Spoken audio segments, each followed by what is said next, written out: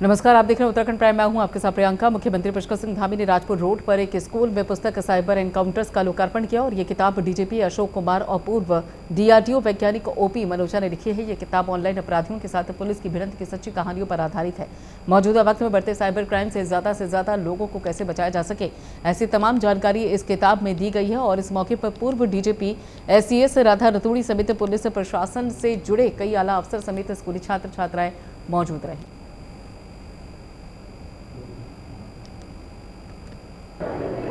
देखिए, उत्तराखंड के अंदर चूँकि यहाँ का एक जो वातावरण है, जो कानून व्यवस्था की स्थिति है, जो एक यहाँ का परिवेश है, यहाँ की एक संस्कृति है, जो यहाँ का अध्यात्म है, जो शांति है, वो बनी रहे, उसके लिए हमने जहाँ अनेकों फैसले लिए हैं और अनेकों प्रशासन के क्षेत्र में भी अनेक फैसले लिए हैं। और हमने कहा है कि जो भी उत्तराखंड राज्य के हित में होगा, उन सभी पर हम काम करेंगे, उन सभी पर कानून बनाने का काम करेंगे, उन सभी पर निर्णय लेने का काम। हिंदी दोनों वर्जन हमने बनाए हैं और इसमें युवा इसलिए युवा के लिए हमने बहुत सारी साइबर टिप्स इसलिए दी हैं क्योंकि युवा वो वर्ग है जो सबसे ज़्यादा मोबाइल फ़ोन को यूज़ करता है। तो सबके हाथ में आजकल मोबाइल फ़ोन है, चाहे वो कहीं से भी आ रहे हैं। और इस मोबाइल फ़ोन का हम ये चाहते हैं कि वो जो उपयोग है वो बहुत सही तरीके से करे।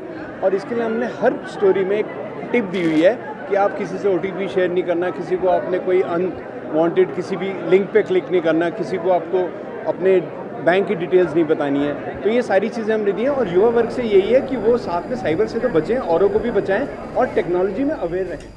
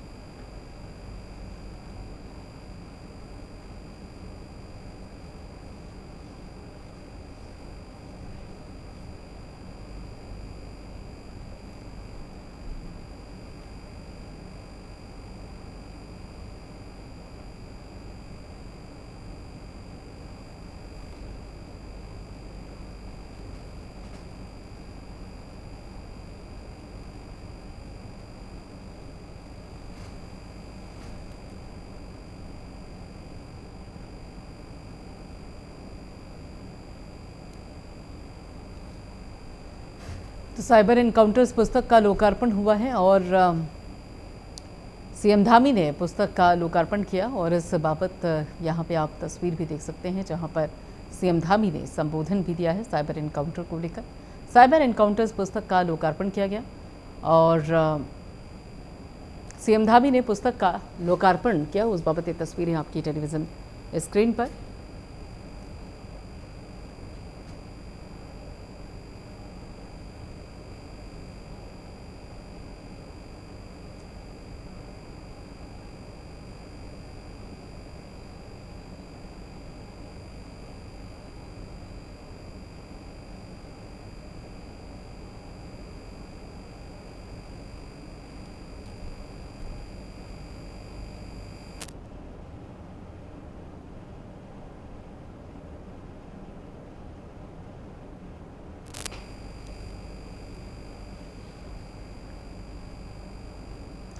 केंद्रीय वाणिज्य एवं उद्योग राज्य मंत्री अनुप्रिया पटेल ने अपने 1 दिवसीय जनपद भ्रमण के दौरान पंतनगर के एनेक्सी अतिथि गृह में समीक्षा बैठक की और उन्होंने कहा कि वाणिज्य मंत्रालय के तहत एपिटा एग्रीकल्चर एक्सपोर्ट के बढ़ावे के लिए बेहतर कार्य कर रही है। उन्होंने कहा कि उत्तराखंड में भी विभिन्न प्रकार के कृषि एवं उद्यान के उत्पाद हैं जिनको हम निर्यात की दृष्टि से चिन्हित करके उनके निर्यात को बढ़ावा देना चाहते हैं।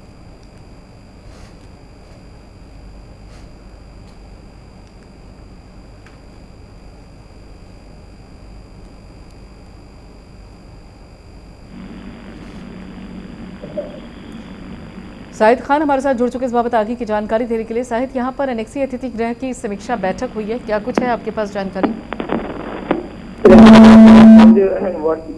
एवं उद्योग राज्य मंत्री भारत सरकार श्रीमती अनुप्रिया पटेल आज पंतनगर पहुंची थी। उसके बाद उन्होंने विभाग के अधिकारियों के साथ मीटिंग ली। उन्होंने ये कहा कि जिस तरीके से हम लोगों के द्वारा वर्जित मंत्रालय के तहत एपीडी एग्रीकल्चर एक्सपोर्ट में बढ़ावा के लिए बेहतर कार्य किया जा रहा है। उसके साथ साथ उत्तराखंड के भी विभिन्न प्रकार के कृषि एवं उद्यान उत्पादन है जिसको हम नियमित स्तर की दृष्टि के चिन्हित करने के को बढ़ावा दिया जाता है, जिसको लेकर उत्तराखंड के कई जिलों में भी एपीडी की टीम बेहतर कार्य कर रही है। उन्होंने बताया कि उत्तराखंड के उत्तरकाशी, टिहरी एवं कालाडोंगी में उद्यान की फसलों से संबंधित पैकेज हाउस की स्वीकृति मिल चुकी है, जिसको कार्य प्रबंध किया जाएगा। बिल्कुल, उद्योग राज्य मंत्री अनुप्रिया पटेल पहुंची थी पंथनगर, तो ऐसे में मानकर चला जाए कि उनके वहां पहुंचने से कुछ इस क्षेत्र में भी नए आयाम गढ़े जाएंगे क्या शायद? जी बिल्कुल, मैं बताऊंगा। एपीओ और किसानों की आय दुगनी करने के लिए एपीडी अहम भूमिका निभा रही है। उन्होंने ये बताया कि जिस तरीके से किसानों को बारिश और कई वजहों से नुकसान होता है, उसको एपीओ के थ्रू किसानों की जो आय है उसको दुगना किया जाएगा। बिल्कुल, आय को दुगना करने की बात कही जा रही है और ऐसे में अब उत्तराखंड में खासतौर पे मानकर चला जाए, क्योंकि उद्योग राज्य मंत्री अनुप्रिया पटेल पहुंची, तो ऐसे में अब उद्योग जगत में भी क्या कुछ बड़े बदलाव देखने को मिलेंगे? इस बाबत भी उत्तराखंड को कुछ बड़ी सौगातें मिलेंगी क्या शायद?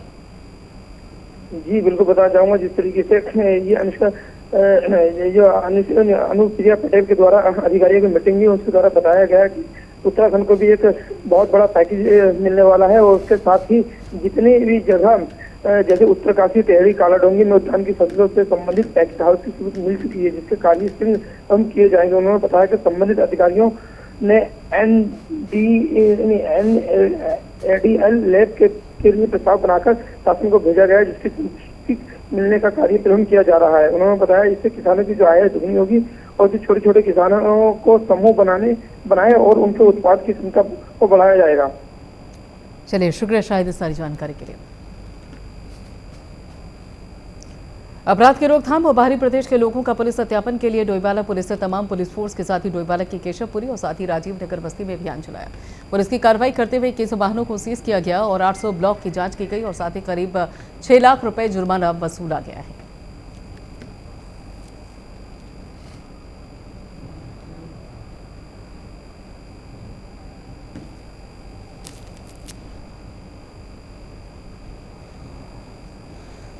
चार अधिकारियों के निर्देशों के क्रम में आज केशवपुरी बस्ती और राजीव नगर इलाके में एक सघन चेकिंग अभियान पुलिस द्वारा चलाया गया था।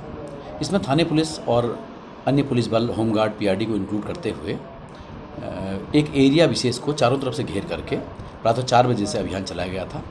इससे पहले सभी की ब्रीफिंग कर ली गई थी और उस इलाके की निगरानी ड्रोन कैमरा के द्वारा की गई थी। इस अभियान के दौरान करीब 800 लोगों को चेक किया गया था और करीब 65 ऐसे लोग जिन्होंने अपने किराएदारों को सत्यापन नहीं कराया था, उनके विरुद्ध 10,000 प्रति मकान मालिक के हिसाब से जुर्माना किया गया है। और इसके अलावा 21 ऐसे संदिग्ध वाहन जिनके मालिक उनके कागजात नहीं दिखा पाए, उन्हें पुलिस द्वारा अपने कब्जे में लिया गया है, जिस संबंध में अभी जांच चल रही है। हाँ, बाहरी व्यक्तियों के सत्यापन के लिए लगातार इस प्रकार की कार्रवाई आगे भी चालू रहेगी।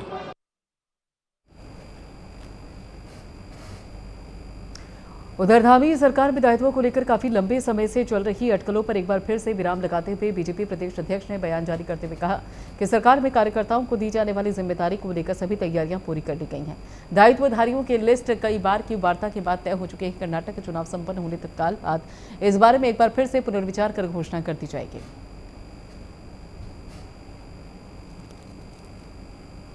नहीं, अभी तो क्योंकि कर्नाटक चुनाव लगभग 10 को मतदान है, उसके बाद 13 को मतगणना हो जाएगी। 15 तारीख भी हम लोग बैठने वाले हैं। दायित्वधारी की सूची लगभग फाइनल है। माननीय राष्ट्राध्यक्ष से अंतिम दौर की वार्ता होनी है और वो सूची हम तुरंत 15 के बाद कभी भी घोषित कर सकते हैं। जहाँ तक मंत्रिपरिषद का विषय, तो मंत्रिपरिषद के लिए क्योंकि बागेश्वर का उपचुनाव है, बागेश्वर उपचुनाव के निपटने के तुरंत बाद मंत्रिपरिषद में भी जो विस्तार होना है वो किया जाएगा। नहीं, अभी तो क्योंकि कर्नाटक चुनाव लगभग 10 को मतदान है, उसके बाद 13 को मतगणना हो जाएगी। 15 तारीख भी हम लोग बैठने वाले हैं। दायित्वधारी की सूची लगभग फाइनल है। माननीय राष्ट्राध्यक्ष से अंतिम दौर की वार्ता होनी है और वो सूची हम तुरंत 15 के बाद कभी भी घोषित कर सकते हैं। जहाँ तक मंत्रिपरिषद का विषय, तो मंत्रिपरिषद के लिए क्योंकि बागेश्वर का उपचुनाव है, बागेश्वर उपचुनाव के निपटने के तुरंत बाद मंत्रिपरिषद में भी जो विस्तार होना है वो किया जाएगा। नहीं, अभी तो क्योंकि कर्नाटक चुनाव लगभग 10 को मतदान है, उसके बाद 13 को मतगणना हो जाएगी। 15 तारीख भी हम लोग बैठने वाले हैं। दायित्वधारी की सूची लगभग फाइनल है। माननीय राष्ट्राध्यक्ष से अंतिम दौर की वार्ता और इसी बाबत आगे की जानकारी देने के लिए पवन दीक्षित हमारे साथ जुड़ चुके हैं। पवन दीक्षित, यहाँ पे कर्नाटक चुनाव के बाद फैसला लेने की बात सामने आ रही है और ये कहा जा रहा है कि जो बीजेपी प्रदेश अध्यक्ष है उन्होंने जो बयान जारी किया है, आखिर क्या समझा जाए इन बयानों के चलते, इन गतिविधियों के समझे? बिल्कुल प्रियंका, क्योंकि इससे पहले भी कई बार प्रदेश अध्यक्ष महेंद्र भट्ट और मुख्यमंत्री पुष्कर सिंह धामी भी जल्द मंत्रिपरिषद के विस्तार की बात हो या फिर कार्यकर्ताओं को सरकार में दायित्व देने की बात हो, उस पर अपनी मोहर लगा चुके हैं। चाहे वो नए साल को लेकर के भी उन्होंने कहा था कि नए साल पर तोहफे के रूप में कार्यकर्ताओं को सरकार में दायित्व दिया जाएगा। उसके बाद में जल्द ही होलाष्टक लगने के कारण कुछ दिनों तक टालने की भी बात कही गई थी।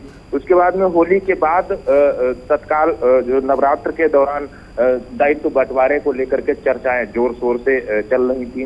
प्रदेश अध्यक्ष महेंद्र भट्ट ने भी कहा था, लेकिन अब एक बार फिर से दायित्वधारियों को लेकर के बयानबाजी शुरू हो गई है। प्रदेश अध्यक्ष महेंद्र भट्ट ने भी इस पर अपनी मोहर लगा दी है। अब उनका कहना है कि कर्नाटक चुनाव बीतने के बाद जैसे ही 13 तारीख को मतगणना हो जाएगी, 15 तारीख को सभी लोग एक साथ बैठेंगे, सरकार और संगठन में सामंजस्यपूर्ण वार्ता होगी और उस पर जो लगभग जो दायित्वधारियों की सूची तैयार की गई है उस पर अंतिम मोहर लग जाएगी। और ये कर्नाटक चुनाव के बाद में 15 तारीख के बाद में कभी भी सरकार में दायित्व दिया जा सकता है कार्यकर्ताओं को। उसके बाद उन्होंने ये भी कहा है कि जो मंत्रिपरिषद के विस्तार की बातें जो चल रही है उसका निर्णय अभी जो बागेश्वर में उपचुनाव होना है, चंदन रामदास कैबिनेट मंत्री जो उनकी अभी निधन हुआ है हाल ही में, उनकी सीट पर उपचुनाव संपन्न होने के बाद मंत्रिपरिषद का विस्तार किया जाएगा। जो खाली स्पेस है, 4% की जो स्पेस है, उनको भरने की प्रक्रिया पूरी की जाएगी। बिल्कुल, और ऐसे में अगर देखा जाए तो दायित्वों के बंटवारे को लेकर जो चर्चा चल रही है उस बाबत हमने ये भी देखा था कि सीएम धामी का जो दिल्ली का दौरा भी रहा और उसमें मंत्रिमंडल विस्तार को लेकर भी बात हो रही थी और उसके साथ साथ दायित्वों के बंटवारे को लेकर भी बात चल रही थी। पेच कहाँ पर फंसा हुआ है जिसके चलते कर्नाटक चुनाव के बाद फैसले लेने की बात सामने आ रही है? बिल्कुल प्रियंका, अगर सूत्रों के हवाले से अगर बात की जाए तो लगातार मुख्यमंत्री का ये दौरा दूसरे दिन ही 2 दिन देहरादून में रहने के बाद में दूसरे दिन फिर से मुख्यमंत्री पुष्कर सिंह धामी एक बार फिर से दिल्ली पहुंचे हैं आज। और माना यह जा रहा है मंत्रियों से मुलाकात के दौरान ही उस संगठन के वरिष्ठ नेतृत्व से भी मुलाकात कर सकते हैं और दायित्वधारियों और मंत्रिपरिषद विस्तार को लेकर के भी वहां से हरी झंडी दी जा सकती है। कुछ परिवर्तन होने पर मोहर लगाई जा सकती है। यही वजह है कि आज मुख्यमंत्री एक बार फिर से दिल्ली पहुंचे हैं। उन्होंने भी अपने बयान में कहा है, जहां एक और मुझे ज्योतिरादित्य सिंधिया जो कि उड्डयन मंत्री हैं उनसे मुलाकात करने का मेरा समय है, उनसे मुलाकात करेंगे और अन्य भी कई कार्य हैं।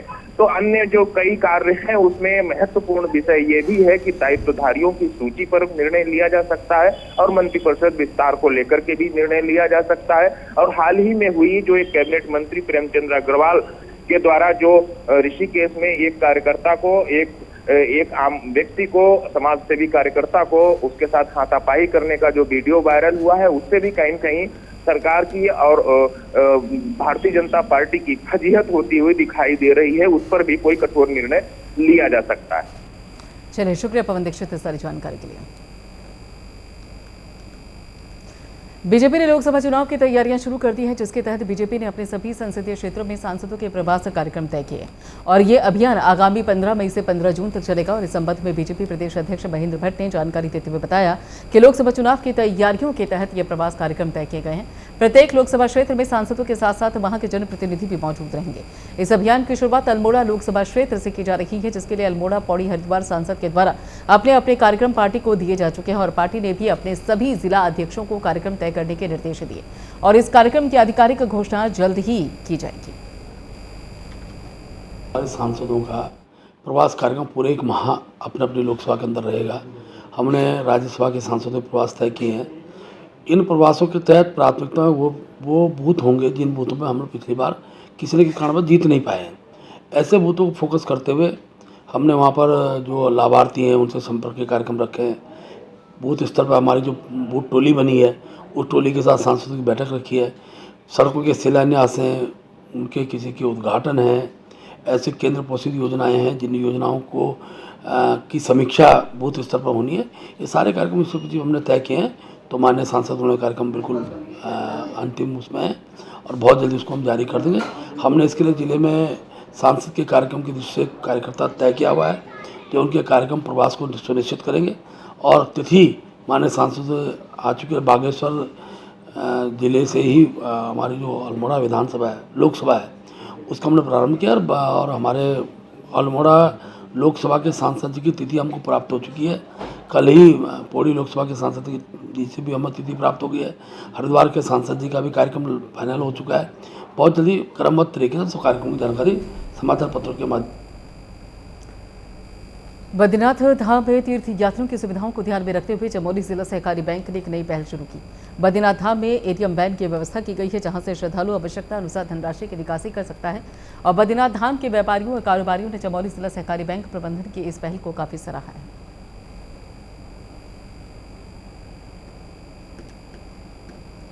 संजय कुंवर हमारे साथ जुड़ चुके इस बाबत आगे की जानकारी देने के लिए। संजय कुंवर, क्या कुछ जानकारी है आपके पास?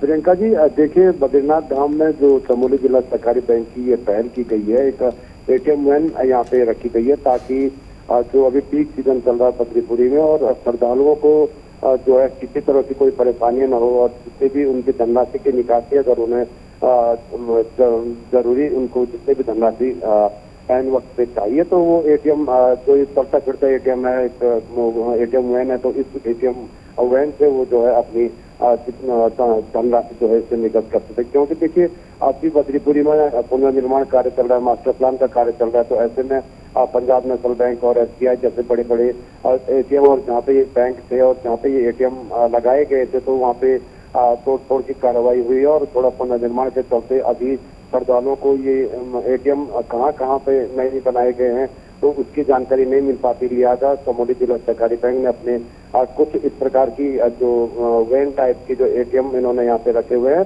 और इसके चलते जो है श्रद्धालुओं को ही नहीं आते तो जो वहाँ पे कार्य करने वाले सैकड़ों वर्कर हैं, मजदूर हैं और व्यापारी लोग हैं, उनको भी काफी सहूलियत हो रही है।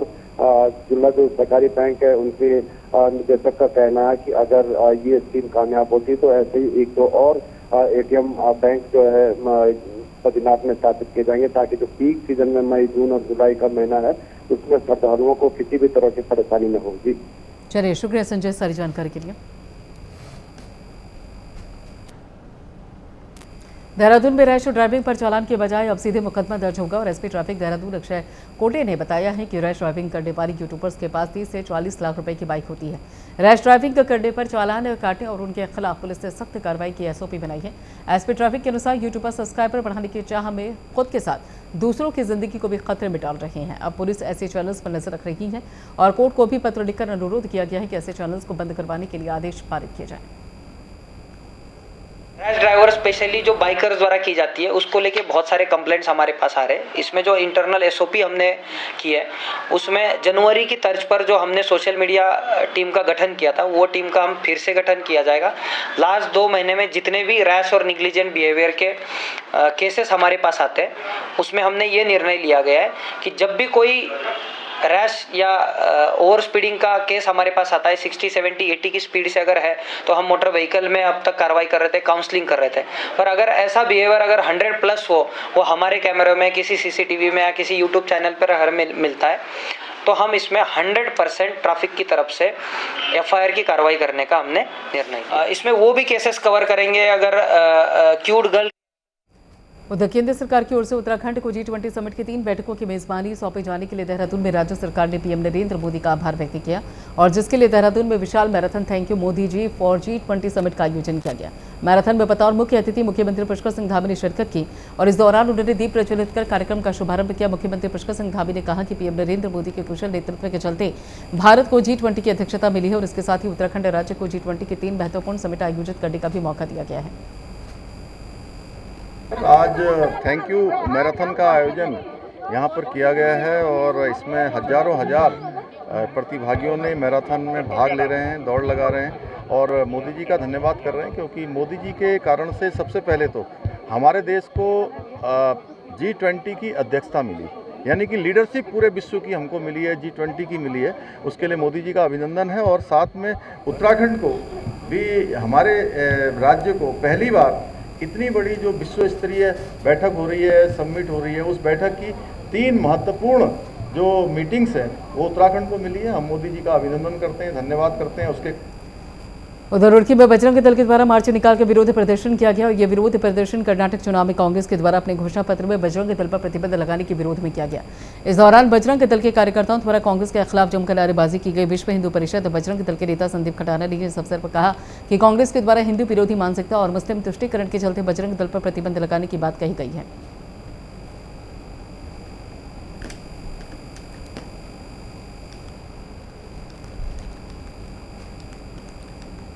केंद्र सरकार की तरफ से आने वाले सांसदों की टीम 8 मई को उत्तराखंड पहुंचेगी, जहां पर उत्तराखंड में सरकार और संगठन द्वारा हो रहे कार्यों की जांच करेगी। वहीं दूसरी ओर इसे लेकर कांग्रेस प्रदेश अध्यक्ष किरण मेहरा ने बीजेपी पर तंज कसते हुए कहा कि केंद्र की तरफ से जो टीम उत्तराखंड के लिए आ रही है उस टीम को पहले उत्तराखंड के 5 सांसदों द्वारा गोद लिया गाँव की स्थिति को देखना चाहिए, जिससे पता चलेगा कि उत्तराखंड सरकार के सांसद गाँव की स्थिति को संवारने में कितना सहयोग कर रही है। सांसदों की टीम आना कोई नई बात नहीं है। संसदीय कमेटियां बनी होती हैं, उनका काम ही है कि वो अलग अलग विषयों पे जाके सर्वे करें। मेरा एक अनुरोध है देश के प्रधानमंत्री से, प्रधान सेवक से, कि वो इस कमेटी को यहाँ जब भेजें तो एक लिस्ट बना के भेजें कि जो बीजेपी के 5 सांसद हैं उन्होंने जिन गाँवों को आदरणीय मोदी जी के कहने पे गोद लिया था उनकी स्थिति क्या है, क्या उनमें कुछ सुधार आया है, अमूलचूल परिवर्तन कुछ हुआ है, उसकी जाँच इस कमेटी को जरूर करनी चाहिए और उस रिपोर्ट को मोदी जी को। भू बैकुंठ धाम श्री बद्रीनाथ में हुई बर्फबारी के बाद फिर से मौसम खुशनुमा हो गया है। खिली धूप और नर नारायण नीलकंठ पर्वत पे भी सफेद बर्फ की चादर देखने को मिली। चमकते सूरज की किरण भगवान बद्र विशाल के मंदिर के सिंह द्वार की शोभा बढ़ा रही थी। बीकेटीसी प्रबंधन भी बद्रीनाथ आने वाले श्रद्धालुओं को दर्शन के साथ ही सभी जरूरी सुविधाएं और साथ ही मार्गदर्शन देकर यात्रा को सुगम बनाने के लिए तत्पर है। अब तक करीब 1,20,000 तीर्थयात्रियों ने बद्र विशाल के दिव्य दर्शन का पुण्य लाभ अर्जित किया है।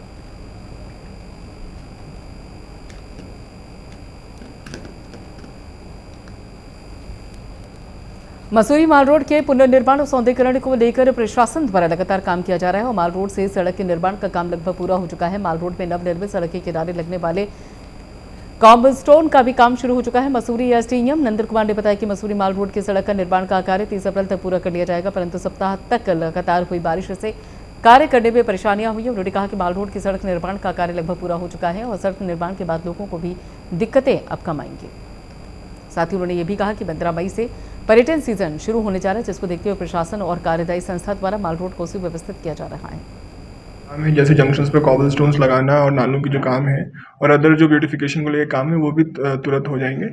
बट जो रोड का जो मेन वर्क था, जो एक्सकवेशन हुई थी, उसके बाद जो डीबीएम तक का जो काम था वो कंप्लीट है। हाँ, हम पूरी तरीके से तैयार हैं और जैसे कि मैंने पहले भी कहा था कि ये जो काम है, ये जो एक सीजन का स्टार्ट होना होता है 15 मई, उससे बहुत पहले कंप्लीट कर दिया जाएगा। 30 अप्रैल का डेडलाइन था, जस्ट बिकॉज लास्ट वीक में थोड़ा बारिश के कारण थोड़ा डिले हो गया है, बट हमने टाइमलाइन के अंदर ही रोड का काम कर लिया है और अब इसके बाद जो है पर्यटकों को कोई असुविधा नहीं होगी। चलिए फिलहाल लेता है, बाकी खबरों के लिए आप जुड़े रहिए प्राइम न्यूज़ के साथ।